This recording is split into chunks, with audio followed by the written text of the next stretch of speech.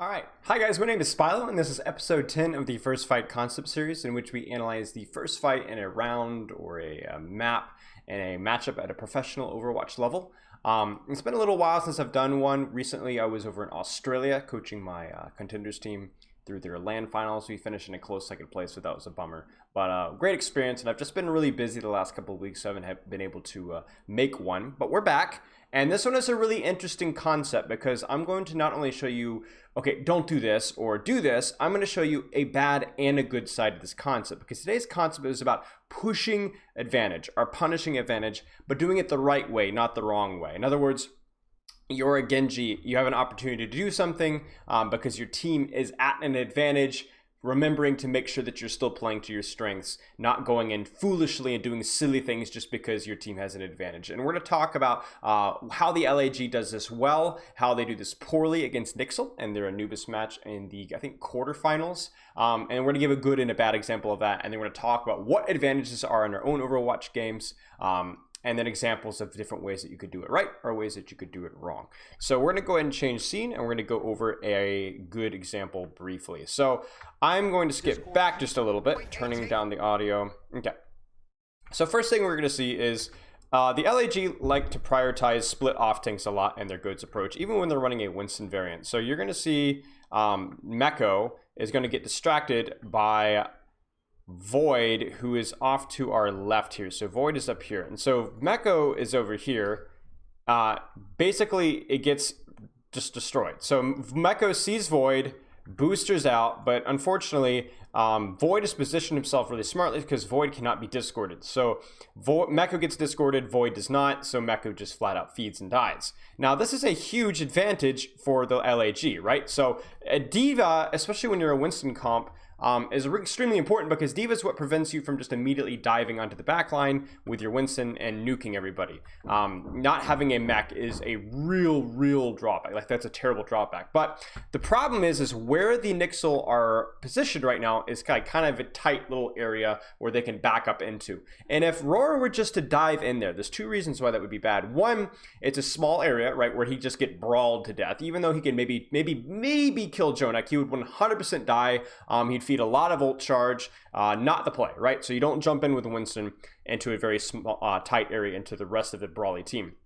But even worse than that is the rest of his backline, even if they're here, isn't really in a position to help him out with a dive fast enough. So they're not going to be able to close this distance as fast as I would have liked, especially if we're assuming that NYXL is going to back up and just focus on Roar. So, you know, that would have been bad because he's going to be doing it mostly by himself for the first second and a half or 2 seconds, but also it would mean that he would die probably regardless of the fact that they don't have a D.Va. So Winston Goats needs to pull the Rhine Goats out a little bit, stretch them out to open up the space to their backline so that then you can execute your dive play.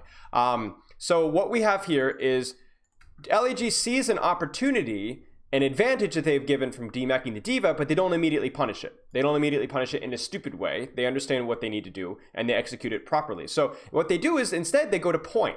Now, they're on attack. So NYXL has to stop this. NYXL can't let them go to point. So NYXL has to spread out. NYXL has to put somebody in point. NYXL has to start moving this direction. Now watch, we're moving forward, moving forward. Now we're out in the open. Now Roar executes their dive play. Now Roar in this situation is still not going to be super supported, but it doesn't matter anymore because NYXL is so spread out that they're no longer in a situation to fully peel for whatever Roar is doing. And Roar's job is not even really to get kills here. Roar's job is to distract attention and for the core to be able to speed onto whatever target, which in this case is going to be Mano, even though in most situations you don't go for the Rhine and the Winston Goats variant because Roar demands so much peel, and because there's no D.Va to just simply peel and deal with the Winston by herself. Mano is literally by himself. They get at least a tick and a half right off the bat without doing anything, and Mano just dies. Now, Roar gets really low. He goes in a little too deep, but Mano's dead. There's no D.Va mech, and he primals just to keep himself alive. Zin's still alive, so that means it's an easy kill. And where he is primaling, there's still an easy escape, as we see right here. So LAG easily cleans up this fight Well done, Roar. Well done, LAG. You know, you had an advantage with the DMAC and the Diva. You managed to push it. You managed to punish it. And you caught NYXL off guard with it. And you did it smart, like playing to your strength. So Winston doesn't want to jump into a tiny little tight corridor with the entire Rengoats team. They pulled them out. They forced point pressure. Then they dove and they played to their win conditions. So even though they had an opportunity to play more aggressively, they played more aggressively when it made sense. They didn't force anything. They didn't rush the advantage opportunity. But what we're going to see here is we're going to see the opposite of this. So this is not going to be an exactly, well, this is going to be a first fight, but it's just an extended first fight. So what happens here is I'm going to pat myself in the back a little bit because I called this play on episode 7. Now, I don't really think that the LAG watched my video and were like, whoa, look at that. This is really cool. Thank you, Spilo. I don't really think that's the case. I'm sure this is something that they saw either in scrims or they saw in their own scouting. But do you guys remember the Anubis episode 7 when we talked about scouting where teams were sending their core up here and the backline core of Winston Goats is just rotating this way mindlessly, and then they would pressure and then they'd pincer them, right? They'd catch them off guard. Well, the LAG knew this. The LAG knew that people are going to be, like, they scouted this. So they see that they're going to leave a couple of them down there. So there's people still below, right? You see that? And they bum rush. And they think, oh, look. And poor Nene and poor Mono are literally doing nothing. Like nothing. Jonak's down there. They're all by themselves. They all die. So well done to the LAG. Their scouting was good. And they punished it really good. So it's kind of cool to see an old episode coming back. But this is important for another reason. Because what do we have here? Well, Jonak's dead. That's really big. Jonak, no damage, no discord, a significant part of your sustain, 30 HPS over the course of even 10 to 15 seconds. It's a lot of healing. And now you're in trouble, right? So Jonak is dead. And yes, we lose hydration, but there's Manos down too. So yeah, this kind of stings for the NYXL Excelsior. You know, hydration shouldn't have gotten caught there. Well played on Mano with the pin. That was nice. But LAG still have an advantage here. And the big thing is that how is Jonak going to get back to his core without being punished? Now, hydration is going to take some time for him to get back too, but LAG have a man advantage here. So what are we going to do? Well, the problem is here is LAG aren't all here yet. Okay, they're here, but do you really want to push in here? You could. You're at a man advantage, but you have to do so very carefully. And what happens instead is we see Roar thinking that, oh, this is fine, we're at a man advantage. He primals in a small room against a 4-man Goats team. And worse, he does so in a location that the rest of his team isn't able to immediately follow up on. So he still has Zarya, they still have Lucio, they still have Zen, they still have Diva. But he does so in a way that's very selfish and it doesn't play to their advantage. They're adding a very clear advantage right now, the LAG. And what happens instead? Well, his team is still in the lower room. What are we going to do? Well, we're going to primal in a small room. And where's the LAG? So you're going to see Diva booster in. I believe Big Goose is up here as well. But it's too late. Yeah, so it's too late. So Big Goose had to come up there. Big Goose had to come up here and help with Void. So we had basically 2 people came up to help Roar. But that's still a 3v4. That's not an advantage. Decay is just not coming up the stairs. Shaz is just not coming up the stairs.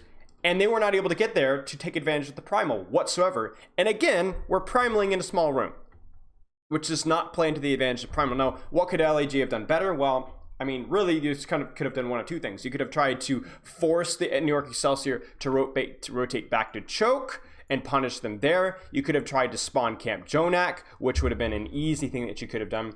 Or you could have just waited 2 seconds for Decay and Shaz to walk up the stairs and then have taken the 5v4 in there. Even though that's not optimal for Winston, it's something that you could have done to make the fight more even in that regard.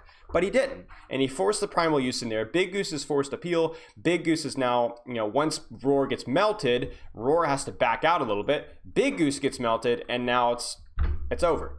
So now the advantage of the LAG was completely wasted because they said, you know what makes a lot of sense? Trying to primal 3v4 in a small room. And that doesn't make any sense into a tank brawler composition. LAG lose Big Goose, LAG waste primal, they waste trance, and now the New York Excelsior with the spawn advantage easily clean up the LAG. So what was a huge opportunity for the LAG to make a play, whether it was a spawn camp Jonak to force the NYXL to come back, even just stabilize and just take the 6 versus 6 now that you have the spawn, now that the spawns have kind of evened up with the 2 picks versus the 1, or just primal when you have your Zen and Zarya upstairs. Any one of those would have resulted in cleaning up the New York Excelsior. LAG get greedy. They push their advantage, but they push it in a way that they would never have done in any other circumstance. That would be feeding if it was a 6 versus 6, and it's still feeding in a one-man advantage situation when you play it the way they did. So the question is what are exactly advantages? Because what we talked about in this video is we talked specifically about advantages that had to do with min advantages. So you had a diva mech, right? Or you were one up in terms of kills, and that's obviously probably the most important advantage that you can push off of. But there's other advantages as well. I've got 4 listed here. Number 1 is picks, so we'll put that one first because we've already discussed it. If you're a man up in terms of picks, you get a kill. That means that you can push that advantage because the 6 versus 5 in Overwatch is a very, very big thing. It means less healing, less tanking, less damage, less defensive cooldowns, whatever the case may be. Okay, the next one is cooldowns. So if the enemy Zarya has used both of her bubbles and Ana has used nade and Ryan is half on his shield and McCree doesn't have flashbang, and you guys have maybe used your Genji dash, right? Or maybe one cooldown, that is an advantage that you can push. Now, this one is tricky to punish in just standard comp training and like quick player, things like that, obviously, because communication isn't really high. So you might not always know exactly what your team does and doesn't have, but as you start to approach the competitive team situation, to where you're communicating with your teams, whether it's a plat team, a diamond team, a masters team, you can start to have people call out what critical cooldowns that they've used and what critical cooldowns that they've seen used. So you can kind of get an advantage. Oh, look, they've used all their important cooldowns on nothing and got nothing out of it. Hey, let's push that, and you can execute. But remember, you got to execute to your team's win condition, whatever that may be. The third one is you can go off of HP, and this is a big one in GOATs. If your Rhine is 150 HP and their Rhine is 500 HP, their Rhine should be pushing yours, right? However, if the tables have turned and the enemy team is all at half HP and you're at full HP, again, that's when you should be the one pushing. So tracking that, understanding that, listen, we still have to play to our win condition, but we need to go now because they're all half HP and it's going to take some time before they heal themselves back up again. That's going to make kills so much easier. That's an advantage that we need to be pushing. And the last one, and the one that we're going to talk about a little bit in one of our examples, is ults. So ults are things where it's like, okay, they just use Soundbarrier, they just use Trance, we have Genji Blade, let's go now before they build up another ult. We can go now, we can go in aggressively with a Genji Blade. We have a support ult that we can use aggressively as we go in. We have Grab. When you have an ult advantage, that's something that you need to be pushing aggressively off of, because that means that that's like a really, really powerful cooldown that you can use to win the fight, almost single-handedly, depending on the ultimate. So whenever you have an advantage in terms of your pick advantage, you have a clear cooldown advantage, an HP advantage, ult, those are all 4 things that you can use to push. So first off, before we talk about any of this, the overarching concept, the one that encompasses all of this, is you have to stick to your guns. Stick to your guns. I have my notes written down here. Stick to your guns and play. That's the worst thing. Play to your advantage. So play to your advantage. Now, I know we've said that a million times, but what does that really mean? Playing to your advantage means what is something that your composition wants to do? What is something that your hero wants to do? In other words, if you are the enemy Roadhog, your job is to land hooks and get kills. And when your team has a pick cooldown HP advantage, that doesn't mean that you run into the enemy team and just try and face tank damage because you have an advantage. No, you still play for picks, you still play for hooks, you still play for a damage, you just do so a little bit aggressively and a little bit faster, right? If you're the enemy Winston, well, I'm not gonna get into that, but we'll talk about that in a second. But like anytime that you're a composition that wants to dive, when you have an advantage, you don't brawl, you still dive, you just do so fast, and you do so now, maybe do so a little bit more greedy, right? If you're a team composition like Goats that wants to brawl and you get a pick, you don't split up, you still brawl, you just brawl faster, you brawl aggressively, you do so now because you have a cooldown advantage. So like we saw earlier with the Winston Goats from LAG, they won when they played to their advantages, the way the composition is supposed to work, but did so aggressively, right? We can go on point for free. Nobody's going to stop us. And then we'll dive when we see opportunity to execute our play, right? But when they did something that was not good with their composition, like taking fights a man down or rushing their play or doing their play in a bad location, it didn't matter that they were a man up, because they did so in such a sloppy, stupid way that didn't make sense. It didn't work out. So let's go down the list and make some examples. So Winston here. Let's say that your team has an advantage because they have Dragon Blade.